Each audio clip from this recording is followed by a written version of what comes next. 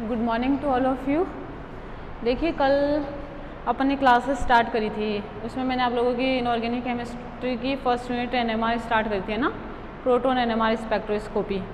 तो देखो, उसमें मैंने कुछ टॉपिक आप लोगों को पढ़ाए थे, इंट्रोडक्शन बताया था उसका, इंस्ट्रूमेशन पढ़ाया था, और सबसे बड़ी बात है सिग्नल, नंबर ऑफ़ सिग्नल आप लोगों को आइडेंटिफाई करने बताए थे। ठीक है, तो देखो उसके आगे आज अपन पढ़ेंगे position of the signal, intensity of the signal और बोल्ट्जमान डिस्ट्रीब्यूशन, ट्रांजिशन अपन किस तरीके से निकालते हैं, वो सब चीज़ अपन क्या करेंगे इसमें पढ़ेंगे। ठीक है, देखिए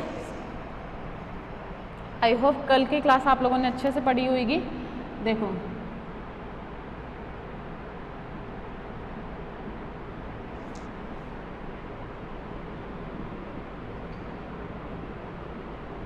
पोजीशन ऑफ द सिग्नल। देखो, पोजीशन ऑफ द सिग्नल का मतलब क्या होता है कि सिग्नल अपना कहाँ पे आ रहा है, जो स्पेक्ट्रा दिया है उसकी वैल्यू क्या है, सिग्नल की कहाँ पे आ रहा है वो, तो उसकी पोजीशन को बताता है position of the signal. Upon position of the signal का उपयोग करते हुए ये आसानी से पता कर सकते हैं कि कौन सा प्रोटॉन का सिग्नल किस जगह पर आएगा। ठीक है, वैसे देखो आप लोगों को एक बात ध्यान में रखनी है कि पोजीशन ऑफ द सिग्नल क्या एक फिक्स मान होता है किसी भी प्रोटॉन का हर जगह पे कि कहाँ पर प्रेजेंट होएगा वो, ये डिपेंड करता है उसके केमिकल इन्वायरमेंट पर कि कोई प्रोटॉन है, जैसे एक से अधिक प्रकार के प्रोटॉन हैं, तो ऐसा नहीं होता है कि वो सिग्नल तो अलग अलग देंगे लेकिन उनकी पोजीशन भी अलग अलग होएगी। वो अपन किस में पढ़ते हैं, पोजीशन ऑफ द सिग्नल में पढ़ते हैं, या फिर इसी को क्या कहते हैं, इसी को कहते हैं केमिकल शिफ्ट, केमिकल शिफ्ट। ठीक है, या इसी को कहते हैं शील्डिंग इफेक्ट एंड डीशील्डिंग, डीशील्डिंग इफेक्ट। क्या बोलेंगे इसको, या तो शील्डिंग इफेक्ट बोलेंगे या डीशील्डिंग इफेक्ट। देखो ये तीनों चीज़ एक ही हैं, केमिकल शिफ्ट बोले अपन, पोजीशन ऑफ द सिग्नल बोले, या शील्डिंग इफेक्ट बोले, या डीशील्डिंग इफेक्ट बोले हैं। ठीक है, देखो शील्डिंग इफेक्ट और डीशील्डिंग इफेक्ट से मतलब क्या होता है, पहले तो वो वाली चीज़ देखते हैं। ठीक है, देखो अपन जब भी किसी सिस्टम पर, जब भी किसी प्रोटॉन पर, जब भी किसी न्यूक्लियाई पर अपन फील्ड अप्लाइड करते हैं, ठीक है, जो भी मैग्नेटिक फील्ड अपन देंगे, सपोज जैसे ये कोई सिस्टम है, ठीक है, अब इस पर एक्सटर्नल मैग्नेटिक फील्ड जैसे ये अप्लाई करा, ठीक है, डायरेक्शन देखो इसकी नीचे से ऊपर की तरफ जा रहा है। ठीक है, तो ये क्या करेगा, ये मैग्नेटिक रेडिएशन लेगा और मैग्नेटिक रेडिएशन लेके क्या करेगा, अपना खुद का क्या करेगा, इंड्यूस्ड मैग्नेटिक फील्ड जनरेट करेगा। ठीक है, इंड्यूस प्रेरित चुंबकीय आघूर्ण अपना खुद का जनरेट करेगा। ठीक है, तो जनरली क्या होगा, जो इंड्यूस मैग्नेटिक फील्ड है, अब हो सकता है इसकी डायरेक्शन भी इसी में हो जो अपन ने अप्लाइड किया था, अप्लाइड मैग्नेटिक फील्ड की डायरेक्शन में ही हो इसकी इंड्यूस मैग्नेटिक फील्ड की डायरेक्शन, या हो सकता है कि इसके अपोजिट हो। समझ रहे हो मेरी बात, जब दोनों मैग्नेटिक फील्ड, सपोज करो कि जैसे ये न्यूक्लियाई अपन ने इसको दिया, ये इसकी डायरेक्शन है, ठीक है, ये जो इसने इंड्यूस मैग्नेटिक फील्ड है, जो इसने खुद का जनरेट कराया अपने से, और जो अपन ने इसे दिया है ये अप्लाइड जो मैग्नेटिक फील्ड है, अगर इनकी सेम डायरेक्शन सेम हो तो मुझे एक बात बताओ, ये जुड़ जाएगा क्या, और जुड़कर जो ओवरऑल जो मैग्नेटिक फील्ड होगा, ठीक है, वो क्या हो जाएगा, बढ़ जाएगा, इसकी कंपैरिजन जो अपने दिया है उससे ज़्यादा बढ़ जाएगा। ठीक है, तो अगर ऐसा हो जाए तो इस इफेक्ट को अपन कहते हैं शील्डिंग इफेक्ट। जब अप्लाइड मैग्नेटिक फील्ड और मॉलिक्यूल या किसी न्यूक्लियाई नाभिक के द्वारा इंड्यूस मैग्नेटिक फील्ड की डायरेक्शन सेम हो तो कुल जो फील्ड होता है, मैग्नेटिक फील्ड होता है, उसका मान अप्लाइड मैग्नेटिक फील्ड के मान से ज़्यादा हो जाता है, और ज़्यादा होने के इस प्रभाव को, इस कारण को क्या कहते हैं सॉरी, शील्डिंग इफेक्ट। ठीक है, बात समझ में मेरी। ऐसा भी तो हो सकता है ना कि ये न्यूक्लियाई है, अपन ने ये मैग्नेटिक फील्ड इसको दिया और इसके द्वारा जो इंड्यूस मैग्नेटिक फील्ड है और ये अप्लाइड मैग्नेटिक फील्ड है, दोनों की डायरेक्शन अलग हो, तो मुझे एक बात बताओ, ये जो अपन ने अप्लाइड कराया, अगर रिजल्टेंट मैग्नेटिक फील्ड की बात करेंगे तो ये इसमें से थोड़ा लेस हो जाएगा, तो बताओ पहले की कंपैरिजन में इसका मान कम हो जाएगा, और कम हो जाएगा तो इस इफेक्ट को अपन क्या कहते हैं, डीशील्डिंग इफेक्ट कहते हैं। इस इफेक्ट को क्या कहते हैं अपन, डीशील्डिंग इफेक्ट कहते हैं। समझ में आए मेरी बात, और इसे कहेंगे शील्डिंग इफेक्ट। ठीक है, देखो अपनी ये किस काम का होता है, किस काम का नहीं होता है, वो चीज़ देखना आप लोग। आप इतना ध्यान रखो, अभी डीशील्डिंग इफेक्ट किसे कहते हैं और शील्डिंग इफेक्ट किसे कहते हैं, इसे अप्लाई करेंगे इसमें जो अपन पोजीशन ऑफ द सिग्नल पढ़ेंगे, या शील्डिंग डीशील्डिंग इफेक्ट या केमिकल शिफ्ट जो पढ़ेंगे। ठीक है, देखो दूसरी चीज़ क्या होती है, अपन क्या करते हैं कि जैसे मैंने आप लोगों को कहा कि इसमें अपन लिक्विड सॉल्यूशन का उपयोग करते हैं। सैंपल ट्यूब में सॉल्वेंट डालेंगे, सॉल्वेंट में कंपाउंड मिला के उसका एनएमआर स्पेक्ट्रा डिटेक्ट करते हैं। ठीक है, अब सॉल्वेंट की प्रॉपर्टी क्या होती है वो मैंने आप लोगों को बता दी। देखो हो सकता है ना कि जैसे अपन किसी भी मॉलिक्यूल के लिए, किसी भी न्यूक्लियाई के लिए अपन जो एनएमआर स्पेक्ट्रा ड्रॉ करते हैं उसकी पोजीशन अलग अलग आएगी, तो इसके लिए कितना बड़ा स्पेक्ट्रा लेंगे, किसके रेफरेंस में निकालेंगे कि अपने को ये तो पता हो ना कि कहाँ से चलना है और कहाँ तक जाना है। ठीक है, अगर ये भी नहीं पता है कहाँ तक जाना है तो एटलीस्ट ये तो पता हो ना कि कहाँ से चलना है। तो उसके लिए, बस उसी के लिए कि अपने को स्पेक्ट्रा कहाँ से स्टार्ट करना है, उसके लिए इसमें एक रेफरेंस सॉल्वेंट यूज़ किया जाता है। जो पोजीशन ऑफ सिग्नल निकालते हैं ना उसमें रेफरेंस सॉल्वेंट यूज़ करते हैं। देखो इधर reference solvent, reference solvent use करेंगे, और रेफरेंस सॉल्वेंट के रूप में अपन क्या लेते हैं, यहाँ पर TMS लेते हैं। ठीक है, TMS as a reference solvent इसको यूज करेंगे। और TMS का फुल फॉर्म क्या है, टेट्रा मिथाइल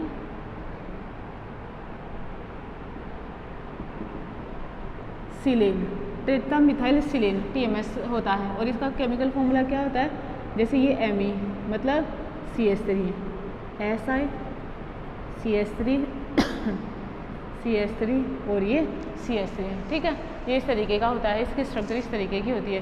देखो TMS को यूज करते हैं क्योंकि, देखो TMS को यूज करते हैं क्योंकि इसका पहला पॉइंट है, ये 12 केमिकली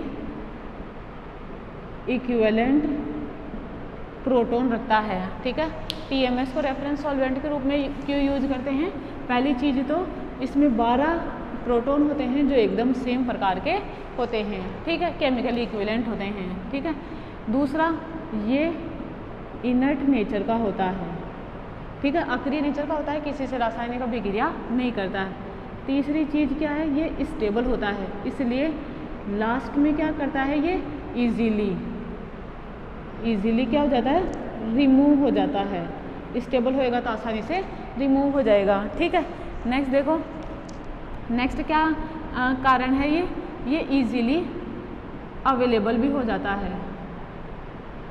क्या होता है, इजीली अवेलेबल भी आसानी से उपलब्ध हो जाता है। इस कारण क्या करते हैं अपन, TMS को, टेट्रामिथाइल सिलेन को क्या करते हैं, रेफरेंस सॉल्वेंट के रूप में यूज करते हैं। और जो इसका अपन स्पेक्ट्रा मानते हैं, सिग्नल मानते हैं, वो 0 ppm पे मानते हैं। ठीक है, जो स्पेक्ट्रा ड्रॉ करते हैं ना उसमें इसका मान 0 ppm पर माना जाता है। और इसके रेफरेंस में क्या किया जाता है, नेक्स्ट आगे किसी प्रोटॉन का सिग्नल आइडेंटिफाई किया जाता है कि वो किस तरीके से निकाला जाएगा, इसको रेफरेंस मान के कि अपने को TMS से चलना है। तो TMS का अपन को पहले ही पता होता है कि वो उसका सिग्नल कहाँ पे आएगा, 0 ppm पर आएगा, तो उसको इस तरीके से माना जाता है। देखो जनरली तो क्या होता है कि जो पोजीशन ऑफ द सिग्नल होती है, इधर देखना, पोजीशन ऑफ द सिग्नल, इसे TMS के रेफरेंस में with reference to TMS is called chemical shift. ठीक है, और इसे किससे रिप्रेजेंट करते हैं, डेल से रिप्रेजेंट करते हैं। Position of the signal with reference to TMS is called chemical shift, और इसे किससे रिप्रेजेंट करते हैं, डेल से रिप्रेजेंट करते हैं। फॉर एग्जांपल जैसे ये स्केल है ना, तो TMS होएगा यहाँ पे, ये TMS। ठीक है, और इसका पता अपने को 0.0 ppm पर है। समझ रहे हो मेरी बात। अब आगे देखो, इसका मान इस तरीके से लिखा जाएगा, जैसे डेल वैल्यू लिखूंगी तो ये 0 पे आ गया, ये 1, ये 2, ये 3, ये 4, ये 5, ये 6, ये 7 और ये 8, और आगे भी जैसे ये 9, ये 10, ये 11, 12 इस तरीके से हो गई। देखो केमिकल शिफ्ट को डेल से रिप्रेजेंट करते हैं, मतलब या तो डेल वैल्यू के रूप में इसका मान निकालते हैं या फिर क्या करते हैं टो वैल्यू के रूप में इसका मान निकालते हैं। ठीक है, तो डेल वैल्यू क्या होती है मैंने आप लोगों को बताया, ये यहाँ से स्टार्ट होएगा 0 पे TMS होएगा, ये डेल वैल्यू और टो, देखो टो इक्वल्स टू होता है 10 माइनस डेल वैल्यू, तो यहाँ पे 0, ये 1, 2, 3, 4, 5, 6, 7, 8, 9 और ये 10, ये कौन सी वैल्यू है टो वैल्यू है, और ये भी किस में है ppm में है, दोनों की दोनों वैल्यू किस में है ppm में है। ठीक है, एक बात ध्यान रखना, अगर कभी कभार क्या होता है इस पर न्यूमेरिकल क्वेश्चन भी आता है। ठीक है, तो अपन जनरली क्या करते हैं केमिकल शिफ्ट किस तरीके से और निकालते हैं। देखो इसके लिए क्या होता है कि जैसे ये तो अपन इसके लिए यूज किया TMS के रेफरेंस में टो वैल्यू होती है और डेल वैल्यू होती है, दोनों में क्या रिलेशनशिप होता है वो मैंने आप लोगों को यहाँ पे बताया। ठीक है, एक और बात आप लोग ध्यान में रखना, देखो क्या ध्यान में रखने की वाली बात है कि इसके लिए जो अपन इंस्ट्रूमेंट यूज करते हैं, ठीक है, तो वो कितनी फ्रिक्वेंसी का है, केमिकल शिफ्ट किस पोजीशन पर आएगी वो भी डिसाइड करता है। ठीक है, रेफरेंस की फ्रिक्वेंसी क्या है वो भी डिसाइड करती है। जैसे अपन 60 मेगाहर्ट्ज़ का यूज़ ले रहे हैं, 100 मेगाहर्ट्ज़ का ले रहे हैं, 300 मेगाहर्ट्ज़ का इंस्ट्रूमेंट ले रहे हैं, तो वो सब डिपेंड करता है। ठीक है, तो केमिकल शिफ्ट निकालने का फॉर्मूला क्या है, केमिकल शिफ्ट डेल, ठीक है, इक्वल्स टू न्यू सैंपल, मतलब सैंपल फ्रीक्वेंसी यही इसकी है ना सैंपल की, और new reference divided by operating frequency. ठीक है, जो सिस्टम की होगी मल्टीप्लाई बाय, और डरा दो सर, 10 पावर 6 ppm इस तरीके से लिखा जाएगा। ठीक है, सैंपल की फ्रीक्वेंसी अपने को पता होगी, रेफरेंस की पता है या दी हुई होगी, ये पता होती है अपने को, ये निकालनी पड़ती है, ये दी हुई होती है। ठीक है, तो इसको और कैसे लिख सकती हूँ मैं, del equals to del nu sample, अंतर हो जाएगा ना इनमें, डिफरेंस हो जाएगा, upon operating frequency into 10 power 6। समझ में आप लोगों की इतनी बात है। ठीक है, ये चीज़ आप लोगों को करनी है, याद रखना है, ये वाला इसका फॉर्मूला होता है, और ये किस में होता है ppm में। देखो जब भी फ्रीक्वेंसी दी होती है तो वो या तो ppm में दे सकता है वो, या हर्ट्ज में दे सकता है। ठीक है, तो आप लोगों को जब हर्ट्ज में दी हुई हो तो ppm में कैसे कन्वर्ट करोगे, देखो ppm इक्वल्स टू यहाँ पे लिखा हर्ट्ज, और यहाँ पे जो भी फ्रिक्वेंसी हो वो यहाँ पे आएगी मेगा हर्ट्ज, तो आप लोग इससे ppm का मान निकाल सकते हो कि हर्ट्ज से आप लोगों को ppm में कन्वर्ट करना है। ये आप लोगों को सिस्टम ऑपरेटिंग फ्रिक्वेंसी दी हुई होगी, सिस्टम की जो भी होगी 300 मेगाहर्ट्ज है, 60 मेगाहर्ट्ज है, 100 मेगाहर्ट्ज है, तो ppm में कैसे निकालोगे, ppm इक्वल्स टू होता है hertz divided by mega hertz. ठीक है, दूसरी चीज़ देखो नेक्स्ट क्या होता है कि जैसे अपने को केमिकल शिफ्ट निकालना आ गई, अपने को मान निकालना आ गया, मान निकालिया तो कहाँ पर होगा, तो अपन फिर उसके मान के आधार पर उसको इस जगह पर रखेंगे। अब देखो क्या होता है कि अगर ऑपरेटिंग सिस्टम की फ्रिक्वेंसी, जैसे मैं कहूँ एक सिस्टम 60 मेगाहर्ट्ज का है, एक 100 मेगाहर्ट्ज का है, तो सिस्टम की ये जो फ्रिक्वेंसी होती है, इंस्ट्रूमेंट की जो फ्रिक्वेंसी होती है, इसके आधार पर क्या होता है कि पोजीशन अलग अलग नहीं आती है सिग्नल की, क्या होता है इनका रिजोल्यूशन बढ़ जाता है। रिजोल्यूशन का मतलब क्या होता है कि जैसे अपन 60 मेगाहर्ट्ज का इंस्ट्रूमेंट लेंगे, NMR इंस्ट्रूमेंट लिया तो उसमें स्पेक्ट्रा छोटा दिखेगा, और जो अपन 100 मेगाहर्ट्ज का लेंगे या 300 मेगाहर्ट्ज का, मैंने कहा जैसे मैं 300 मेगाहर्ट्ज का यहाँ पे ले लूँ तो उसमें स्पेक्ट्रा बड़ा दिखाई देगा, बस रिजोल्यूशन के में फ़र्क आता है, बाकी और किसी में फ़र्क नहीं आता। फॉर एग्जाम्पल जैसे मैं ये कह दूँ कि ये 60 मेगाहर्ट्ज का है ना, ये 60 मेगाहर्ट्ज का इंस्ट्रूमेंट है। ठीक है, तो मैं 300 का बनाऊँ तो ये लिख दिया मैंने, ये 300 मेगाहर्ट्ज का है। ठीक है, देखो इधर इस तरीके से रिजोल्यूशन कैसे आता है ये चीज़। अब मैं कहूँ कि एक स्पेक्ट्रा यहाँ पे 7 पे आ रहा है और ये 3 पे आ रहा है, तो देखो इसमें दिखेगा स्पेक्ट्रा इस तरीके से ये सिग्नल दिखा, जैसे ये 7 पे आ गया, और ये देखो ये 3 पे आएगा सिग्नल इस तरीके से, ये इस तरीके से दिखाई देगा। और यहाँ पे ये कैसे दिखेगा, जैसे यहाँ पे 7 है और यहाँ पे 3 है, ये कैसा दिखेगा, ये दिखा ऐसे और ये दिखा ऐसे, ये इस तरीके से। अब देखो ये यहाँ पे कितना क्लियर दिख रहा है, बड़ा सा दिख रहा है, यहाँ पे छोटा सा दिख रहा है, तो इसके रिजोल्यूशन में अंतर है, बाकी इनमें और किसी प्रकार का कोई अंतर नहीं होता है। ऐसा नहीं होता है कि अपन जैसे जैसे फ्रिक्वेंसी बढ़ाते जाएंगे वैसे वैसे पोजीशन इसकी चेंज होती जाएगी, ऐसा नहीं होता है। पोजीशन वही रहती है, बस रिजोल्यूशन क्या हो जाता है, थोड़ा सा बढ़ जाता है जैसे जैसे फ्रिक्वेंसी बढ़ती है। इसका मतलब ये हुआ क्या कि केमिकल शिफ्ट फ्रीक्वेंसी बोल तो इंस्ट्रूमेंट की फ्रीक्वेंसी पर डिपेंड नहीं करती है, सिर्फ क्या चेंज होता है, उसका रिजोल्यूशन चेंज होता है, बाकी कोई भी चेंजेस नहीं होता है। ठीक है, नेक्स्ट चीज़ देखो, जैसे अपन ने ये कहा कि ये TMS मानेंगे अपन, और ये जैसे स्पेक्ट्रा खींचा, ये 0 पे आ गए, ये 1 पे, 2 पे, 3, 4, 5, 6 एंड सो ऑन जो भी हैं। ठीक है, तो आप यहाँ से स्पेक्ट्रा ड्रॉ करोगे, जैसे 2 पर आया तो आप इसको लिखो ये इस तरीके से सिग्नल। ठीक है, ये इस तरीके से 2 सिग्नल आ रहे हैं यहाँ पे ऐसे। जैसे 7 पे मान आया तो अब 7 पे आया तो आप इसको इस तरीके से इसके सिग्नल बनाए जाएंगे, इस तरीके से सिग्नल बनेगा विथ रेफरेंस जो लिया अपन ने TMS का कोई मान नहीं होता, इस तरीके से इनको निकालेंगे। समझ में आई मेरी ये बात है? ठीक है, अब देखो पोजीशन आप लोग इस तरीके से निकालते हो, केमिकल शिफ्ट समझ में आई आप लोगों को क्या होती है, और पोजीशन ऑफ द सिग्नल। ठीक है, पोजीशन ऑफ द सिग्नल क्या बताते हैं, केमिकली इन्वायरमेंट को बताते हैं। ठीक है, कि अपन कैसे किसको पोजीशन ऑफ द सिग्नल कैसे निकाल सकते हैं, पोजीशन ऑफ द सिग्नल क्या बताते हैं, chemical environment of the proton. ठीक है, तो मैं यहाँ पे लिखूँ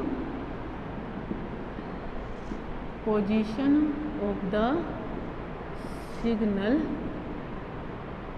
tell us the chemical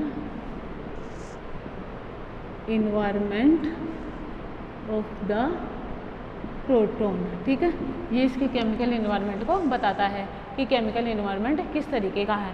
तो देखो जनरली क्या होता है, ये केमिकल इन्वायरमेंट आप लोगों को देखना पड़ेगा कि किस तरीके का प्रोटॉन है, किस कार्बन से जुड़ा हुआ है, उसका नियरेस्ट एलिमेंट क्या है, या उसका कोई ग्रुप कैसा जुड़ा हुआ है, उसके आधार पर क्या होगी, इसकी पोजीशन चेंज होती रहेगी। ठीक है, तो देखो यहाँ पे मैं लिख देती हूँ जैसे type of the proton, type of the proton, और यहाँ पे लिख देती हूँ डेल वैल्यू। ठीक है, देखो एक साइड मैंने लिखा टाइप ऑफ द प्रोटॉन और एक साइड लिखा मैंने डेल वैल्यू। ठीक है, तो देखो एक साइड मैं यहाँ पे डेल वैल्यू, कुछ डेल वैल्यू लिख देती हूँ, तो आप लोगों को क्या करना है, वो ध्यान में रखना है उसका कि किस मान के लिए किसके लिए क्या करना है। देखो नॉर्मली तो ये याद करना पड़ता है, ऐसा नहीं होता है कि आप लोगों को कोई समझा दे और समझने के आधार पर आप लोगों को आ जाए, ऐसा नहीं होता है। आप लोग इसे बार बार देखोगे तो वो चीज़ आप लोगों की जैसे रिपीट होती जाएगी, तो अपने आप ध्यान रहेगी कि इस प्रोटॉन के लिए डेल वैल्यू इतनी आती है। जैसे मैं सबसे पहले लिखूँ TMS को रेफरेंस माना है ना, कि जैसे मैं लिखूँ CH3H, और ये क्या है, मतलब sp3 कार्बन का H है, तो इसकी डेल वैल्यू क्या आएगी, 0.1 से लेके 0.4 तक आएगी। ठीक है, ऐसे ही मैं लिखूँ RCH2। ठीक है, जैसे मैं लिखूँ RCH2H है ना, तो ये भी क्या हो गया, 1 डिग्री कार्बन हो गया ना, तो वही sp3 हाइब्रिडाइज है। अब ऐसा हो सकता है कि इसकी नियरेस्ट जैसे आ जाए ये 0.9 से लेके और इसका क्या हो जाएगा 1.1 तक या 1.0 यहाँ तक ऐसा कुछ मान हो जाएगा। ठीक है, ऐसे ही मैं लिखूँ जैसे C+CH बोले तो sp2H कार्बन के लिए इसका मान प्रोटॉन के लिए क्या आएगा 0.0 से 6.5 तक इसका मान आएगा, वो चीज़ आप लोगों को ध्यान में रखनी है। ठीक है, नेक्स्ट लिखो जैसे C+CH, तो मुझे एक बात बताओ, ये SPH हो गया ना, इसका मान जनरली क्या आता है 2.0 से लेके 3.0 तक आएगा। ठीक है, ऐसे ही देखो मैं लिखूँ C+OCH3, तो इसका मान क्या आएगा 2.0 से लेके 2.5 तक। ये वाला 2 और H, इस प्रोटॉन की बात हो रही है ना यहाँ पे, ये बात ध्यान रखना आप लोग। कोई ईथर वाला है, प्रोटॉन ये वाला, तो इसके लिए इसका मान कितना आएगा 3.0 से लेके 4.5 तक। और अगर इसी की बात करें ना तो इसके लिए फिक्स मान होता है 4.0 इसका मान आता है। ऐसे देखिए एल्कोहल का जो H है उसका डेल वैल्यू कितनी आएगी 1 से लेके 5 तक इसकी डेल वैल्यू आती है। ठीक है, ऐसे मैं लिखूँ एमीन वाला H है, तो इसकी डेल वैल्यू कितनी आती है 1.0 से लेके 5.5 तक इसकी डेल वैल्यू लिखी जाएगी। ऐसे मैं कहूँ एनिलीन वाला नाइट्रोजन से जुड़ा हुआ H है, तो इसकी डेल वैल्यू आएगी 3.0 से लेके 5.0 तक, ठीक है। ऐसे ही मैं लिखूँ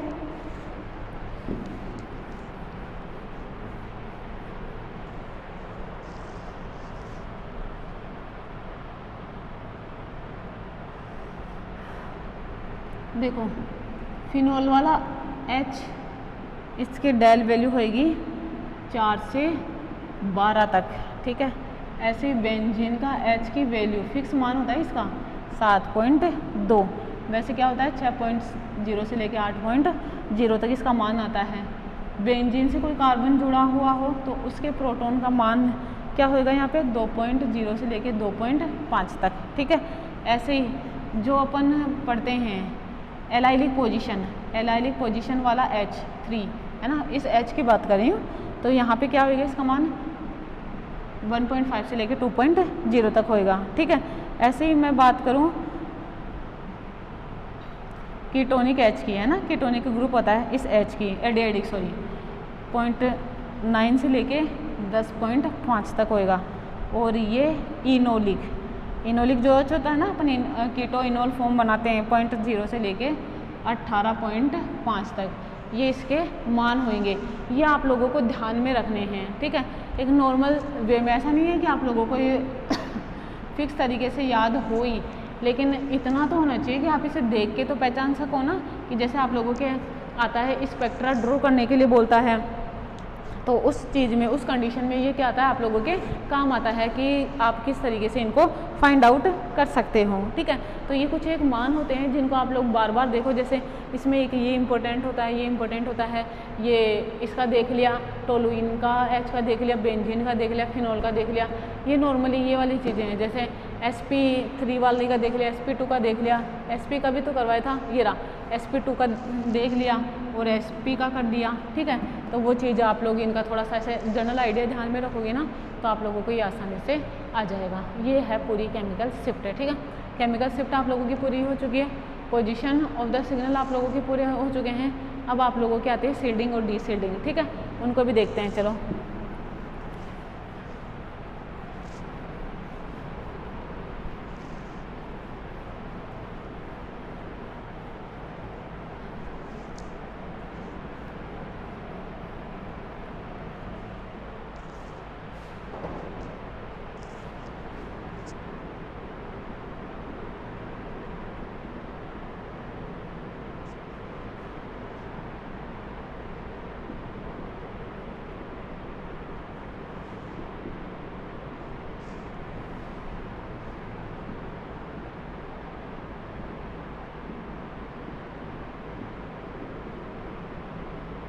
एनिसोट्रॉपी, एनिसोट्रॉपी इफेक्ट या एनिसोट्रॉपिक इफेक्ट कुछ भी आप लोगों की जो भी हो, ठीक है। सील्डिंग डी सील्डिंग इफेक्ट और एनिसोट्रॉपिक इफेक्ट क्या होता है वो देखो, दोबारा से देख लेते हैं। दोबारा से क्या, इनको देखो, सील्डिंग और डी सील्डिंग इफेक्ट के आधार पर अपन क्या करते हैं, एनिसोट्रॉपिक इफेक्ट की एक्सप्लेनेशन देते हैं, ठीक है। और एनिसोट्रॉपिक इफेक्ट क्या होता है कि जनरली अपन ने ये कहा मैंने अभी कि सील्डिंग, एक तरफ लिखा सील्डिंग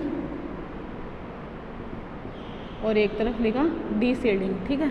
देखो इधर ये अप्लाइड मैग्नेटिक फील्ड का लेवल, ठीक है, अप्लाइड, और ये सिस्टम यहाँ से यहाँ गया ये, ठीक है। अब इधर देखो ये अपना न्यूक्लियाई, ये न्यूक्लियाई हो गया, ठीक है। ये जो लेवल है ये अप्लाइड मैग्नेटिक फील्ड है ना। अब देखो अप्लाइड मैग्नेटिक फील्ड इसको दिया, ठीक है, न्यूक्लियाई है ना ये, इसको दिया तो इसने लिया, अब इसने अपना खुद का क्रिएट करा, ठीक है, खुद का फील्ड क्रिएट करा, जिसे अपन क्या कहते हैं,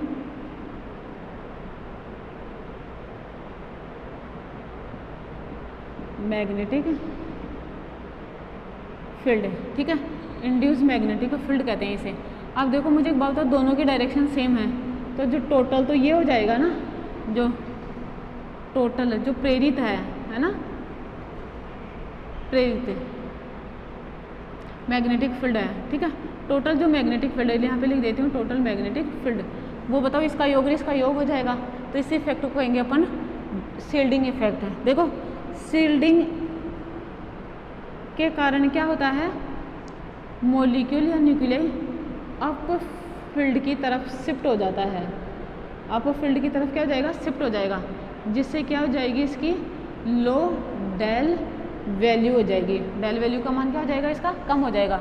जिनमें भी जिन न्यूक्लियाई में ये सब होएगा उनके लिए क्या हो जाएगा, डेल वैल्यू का मान क्या हो जाएगा, कम हो जाएगा। ठीक है, इस तरीके से करोगे। देखो नेक्स्ट डी शील्डिंग, जैसे मैंने ये हाईएस्ट लेवल माना, ठीक है, ये न्यूक्लियाई का माना और ये अप्लाइड मैग्नेटिक फील्ड का माना।